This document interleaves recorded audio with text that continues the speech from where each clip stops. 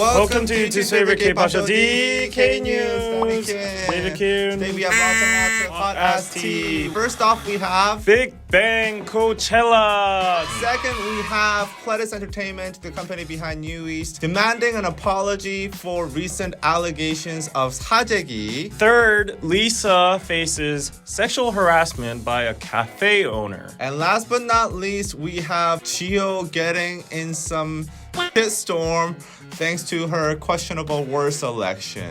And now on to the first news. Start off with some happy news. Yay. Bigbang is to perform in Coachella. Yay! Legendary K-pop group's official stage after their dischargement from the military is said to be in Coachella.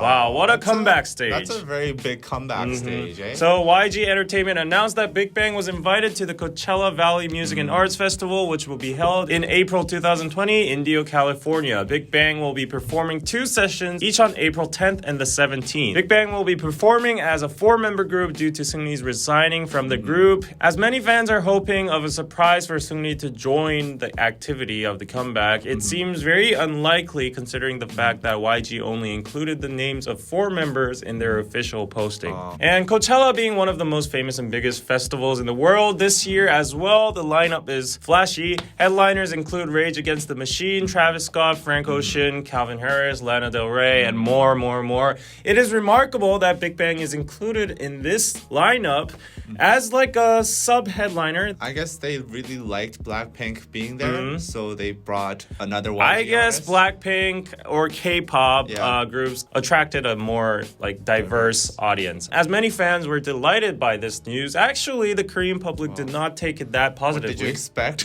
Dominant comments of all related articles about Bigbang's Coachella appearance weren't all that welcoming. I'll just read a few. I'm not selectively choosing anybody at any comments. These are just the dominant opinion here. They sure are the world best in being shameless. Can't we ban drug criminals and sexual offenders from TV? Poor Taeyang in the middle of 3 criminals. We see all these comments always on Bigbang articles. Right. But when GD comes out and makes a shoe, everybody's in line to buy it. It's not really representative of how the public will actually react once Bigbang comes back. It is an accurate representation of the image they have, but like how people act, they consume anyways, they listen to it anyways, they buy it anyways. So even if you have a image, I don't know, like who would be a good comparison in the West or somebody? Donald Trump? Yeah, no.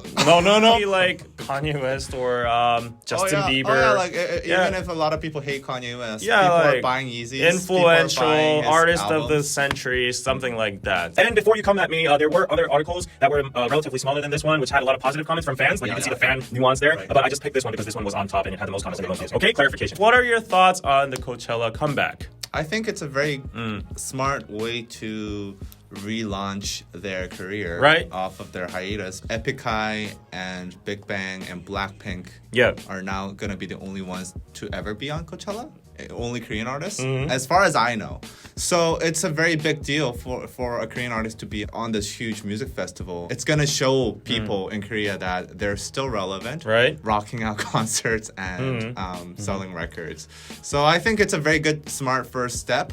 And it's gonna put out a lot of positive news once they do the stage. And people are gonna want like, oh, we should have Bigbang concert in Korea again. Actually, like as a stock investor, YG stocks are up 5% today, and they were up like more than 10% last week. So they're skyrocketing. I'm glad my dad still has those now. Well, it's still down deep in the tunnel. I don't know when he bought it, but we're getting there. We're getting there. Anyways, I pretty much agree. I think it's a positive move. It's the perfect stage to cleanse their image with the kukbong aspect. Not a stretch to say Korea is driven by nationalism. And whenever some artist goes on this like American famous TV show or festival, they're like, oh, Son Heung-min, he has a lot of controversies himself. Yeah. But once he scores like 2 Yeah, goals it's in a all game, cleansed. It's all good. Yeah, so he's our boy. Yeah, so Big Bang going on Coachella is definitely going to drive a positive movement, and it's going to show that they're still strong. And although they won't have the national support like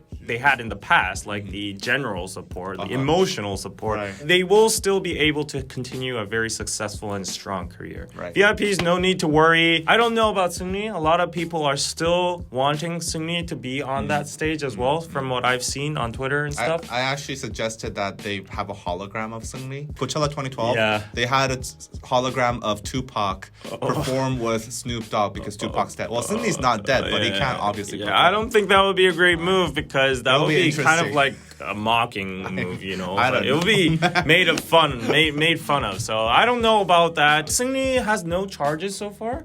He's clean so far. But I just think it's too early for him to come back. Like, the public opinion will not be. If Seungri, whether he's innocent or like he has some minor charges or not, if he appears in Coachella, he's gonna ruin the whole Big Bang presence there. It's better for him not to be included in that performance for the time being. Next news. Pledis asks 그알 for an apology. Korea's most popular investigative journalism show called 그것이 알고 싶다, or 그알, or I Wanna Know That, had an entire episode dedicated to Sajaegi on the 4th of January. The episode included some hot-ass tea showing the exact methods of how Sajaegi and chart manipulation is conducted. Most viewers felt like this episode was like an oasis in the desert, as Sajaegi and chart manipulation has been long discussed as an issue that have been getting worse and worse as of late. Block B's Park Kyung calling specific names out and Nilo, stuff like that. People. Blah, blah, blah. However, Pledis Entertainment, the label behind Nuest,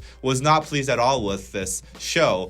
In the show, they were interviewing someone who had been receiving numerous purchase records for songs off of Genie Music that they had never bought. The same interviewee also received 46 emails on the same account over the course of 1 hour, notifying that a Genie account had been created under his email. For somebody who's completely unaware of any of this, he'll probably think like, okay, something's wrong. Something's going on here. The interviewee showed a screen of the purchase record, which was apparently for Nuest W's Deja Vu. Nice song. Obviously, this led to a lot of viewers thinking that Nuest W had been conducting chart manipulation, and news spread like wildfire because the entire episode was about chart manipulation and Sajaegi. The next day, Pledis came out with an official statement that demanded an apology for that show, and that the company had never conducted any illegal practices regarding Sajaegi. So I did a little bit of digging into why this man received 46 emails and purchase records. Apparently, Nuest fans who orchestrated mass streaming came out with an explanation of why. Genie Music allows users to create as many accounts as possible and does not require any email verification, meaning that you could just type in any random ass email and you can still get an account. So these people, with these accounts, fans buy songs and it supports the artist and pushes them up the charts. Thus, the likely scenario was that a Nuest fan created multiple accounts using this random email that he or she thought was probably no one's, and it happened to belong to this person. That's why 46 Genie accounts were created through this interviewee's email account. The team organizing this for Nuest did apologize to the interviewee and stated that they will make sure to notify everyone to use their emails when creating accounts. However, the general public seems to be unable to differentiate between efforts like this, like mass streaming and mass buying, compared to Sajaegi, as many commenters on Naver were stating so. 뭘 정정 보도해 46개가 도용인 건 아닌 건 심각한 거고 그걸 스밍으로 돌리면 불법 스트리밍 맞는데 개인이 한다고 사재기가 아닌 게 됨. 팬이라는 이유로 뉴이스트 팬들 사상 놀랍네. 소리 끄고 차트 조작하려고 밤새도록 듣지도 않는 노래 틀어놓는 주제에 사재기랑 선을 그을라네. 아이디 46개 만들었다며 규모 개뿔 한 명이 한 계정으로 해도 건전치 못한 짓이야. This seems like the sentiment among people who aren't in fandoms, I guess. Just the regular listener. So my question is mass buying and streaming diluting the charts as well? I think whatever fans do, we can't really stop them from doing that. No. It's I think that's the right of a consumer. Yeah, we can't really stop them from doing that. It's very hard to actually catch that kind of behavior in the first place. I really hate this kind of logic myself. But in this case, since all the other fandoms and all the other people outside of Nuest or whatever, they all do the same behavior. Everyone's guilty of. This is just a K-pop fan. Yeah. So like, since you're on the same ground, it's very unfortunate for like solo artists or artists without fandoms that do ballads or R&B songs. Without the whole system or the industry shifting, there's no real solution to this. So for now, I think there's no real problem in the mass streaming, but it definitely has to be fixed in some sort of way. Yeah. But the problem is, I think companies have no desire to fix it, streaming services. Because it's actually making more money to them. People are buying multiple subscriptions. They're buying the same song multiple times. And that's all going into the pockets of these streaming services. So... And also, why would the K-pop entertainment companies themselves complain too? Because their songs are going up, and they're the ones with money and power in this whole music industry, rather than the independent artists out there. I think the only ones complaining are regular consumers who are not interested in K-pop, and also artists that are not idols. So I can consider their complaints fair as well. But the players in the game, they have no desire to change the system, so it'll never change. I mean, I can understand too as a general consumer too. Like, I love K-pop, don't get me wrong, but sometimes it feels exhausting because people. Are you exhausted? No. Some people like me who are lazy enough to not make a playlist of my own. I just stream whatever's on the chart. Like, I just eat what they feed me, and you're a sheep. Yeah, I'm a sheep. Sometimes I want to listen to quality music too. When I just play the chart, it's just like K-pop songs after K-pop songs. It's either idols or Sajaegi. Yeah. It's either idols or Sajaegi. So it's like there's no in between. For the consumer and also for the artists who have wonderful music, who worked hard, they can't get recognition because of that system. They can't break through that threshold because fandoms are just like streaming. Sajaegi bots are streaming. They can't step up there, and it's so sad. So something needs to be done. Mass streaming and mass buying. I think it is legitimate efforts, but it does dilute the charts in the sense that it's not an accurate representation of what the general public is listening to. I think it's an accurate representation of who has the biggest fandom and who has the most hardest working fandom. But it's not a real accurate representation of actual listening habits of people. But one correction I would like to make from last time's Sajaegi episode, I was kind of like, who's Jang Deok-chul? Like, I've never heard of him. I found out they're a group, first of all. There's 3 people. They're Jang Deok-chul. Oh, really? Yeah. I thought it was just one dude. Yeah, me too. And I heard their song because I was curious, and it's so f***ing good. It's f***ing good. I cried after hearing that song. So, sorry, Jang Deok-chul. Maybe you really did not do Sajaegi. There's no proof that you did anyway. So go stream some Jang Deok-chul. And on to the next news. So that's a sad quack. Yeah, Blackpink fans get furious over a cafe owner that sexually harassed Blackpink's Lisa. Oh no. When I saw this story, I was like, what the fuck, bro? Yeah, so Blackpink's Lisa visited this cafe and posted pictures on her Instagram, which gained more than 3.5 million likes and 20,000 comments. And this cafe was revealed to be a cafe in Bangkok known as MQQN. Like moon. Many fans wanted to visit this cafe after Lisa's post. However, the owner of the cafe made a huge oopsie. He posted on his Facebook account saying that he would sell the sofa Lisa sat on. That someone had bidded $3,500 for the sofa, but he's gonna sell it at a higher price. He's not satisfied with that price. And also, disgusting comments were found between the owner and his friends, such as $30 for smelling the sofa, sniff, sniff, but $3 for friends. Friend prize. Okay. Friend discount. Yeah, friend discount. 90% discount. And also, another comment said, how much for the corner of the table Lisa sat on? And the owner said, do you want to with the table? And the friend said, I just want to sniff the corner. Real 사생 behavior. They're not even 사생s. They're just pervs. Very horny, weird people. Yeah. Another comment said, if Lisa went to the bathroom, I will buy the toilet lid. If there is pubic hair on it, we can buy a part of land in downtown Bangkok. Oh my. The owner responded, There are 10 pieces of hair on it, but first I need to run a DNA test.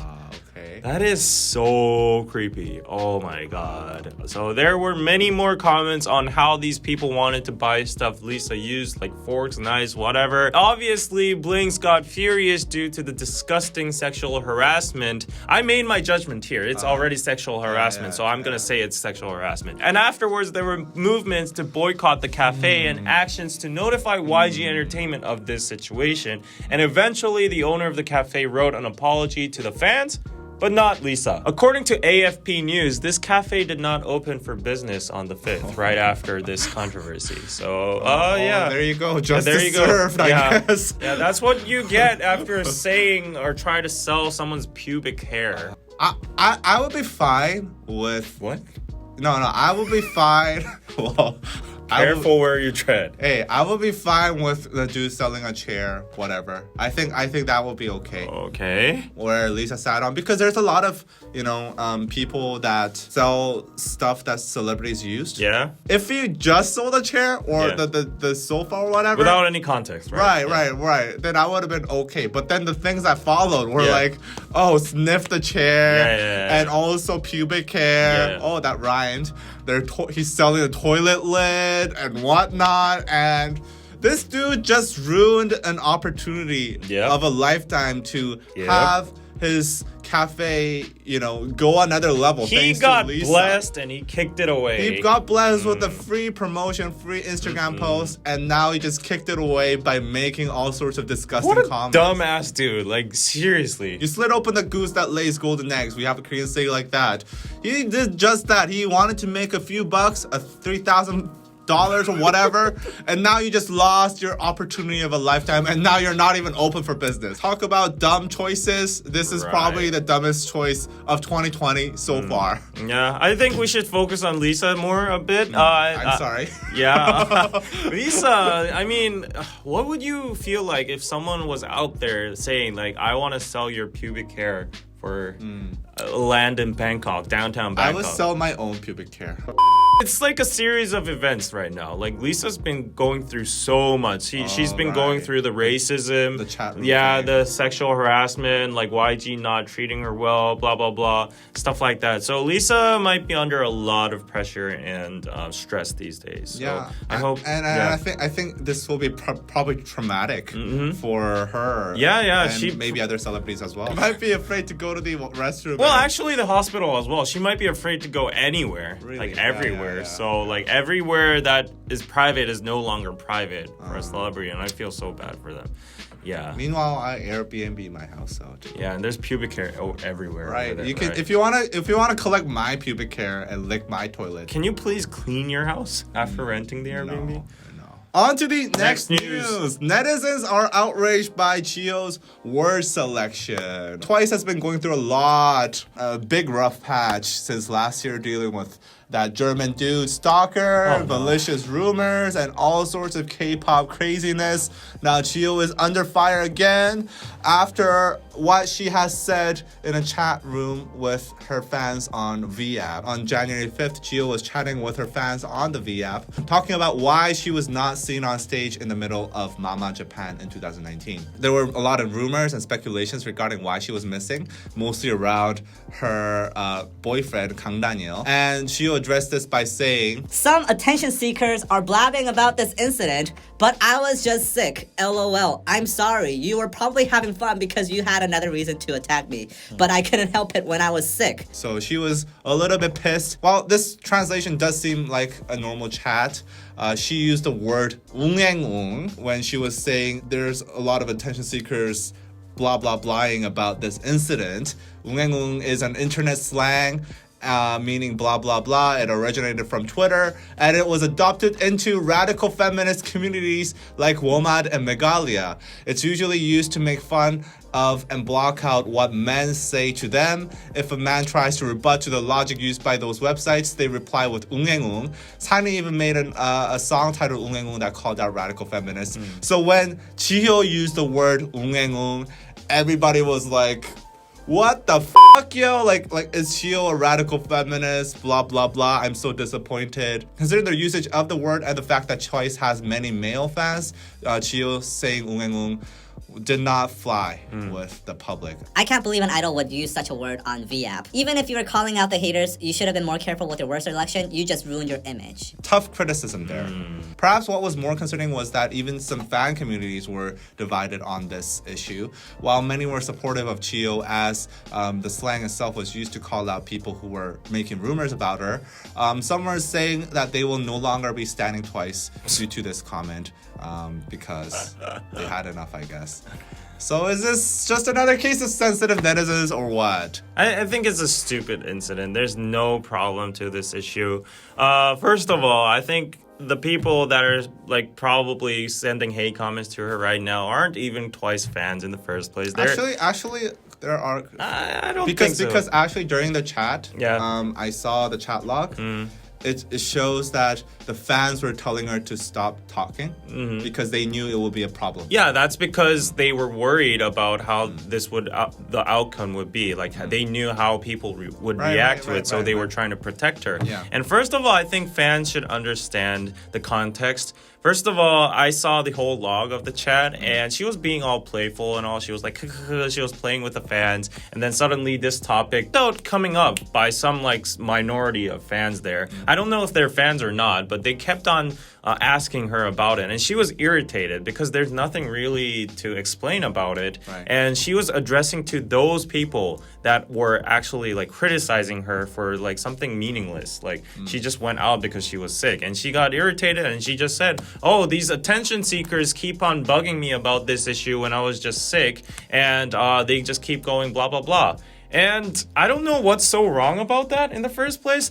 And the wording ungengung, like people are claiming it's like radical feminist wording, but I don't see it in that light because I don't think it was used in any kind of like feminist context. Besides that, I've seen a lot of people around me just use like ungengung by themselves. Like girls use it by themselves. Well, girls use it. I never seen a guy use it. Yeah, girls use it between themselves. Like whenever a girl's saying stupid, the other girl will say like ungengung, and then like they block their mouths and like stop the conversation and stuff. And it's not a radical feminist I think it's coined term or anything. I know, but it's used commonly in radical feminism. Yeah. And I think it's you got to compare it to incidents like, you know, back when Crayon Pop, they said nomu nomu, which is used frequently in 일베 as nomu nomu, and it's used to refer without intention. Without intention, but they got a lot of for it. Yeah, but this one is like even more vague because ungengung is just like you can say blah blah. It's the same to blah blah. If you really want to dive into that narrative, like if you want to really make it into gender conflicts, okay, let's compare ungengung to 쿵쾅 쿵쾅. 쿵쾅 쿵쾅 is basically it's like it's basically stomping, saying that all these feminists are fat girls, overweight, and ungengung is basically telling men to shut the up. Blah, like, blah, I can't blah. hear you. So let's see who is worse. Like this 쿵쾅 쿵쾅 word coined with this implication of all women being fat, ugly, and you know stomping, and they can hear those sounds, and blah blah blah. I don't know if you could say what's worse, but I think this is worse. I think if a male idol were to say such a word like 쿵쾅 쿵쾅, they would get. Yeah, exactly. So I kind of understand the outrage behind this, but at the same time, I think it is blown out of proportion. Yeah.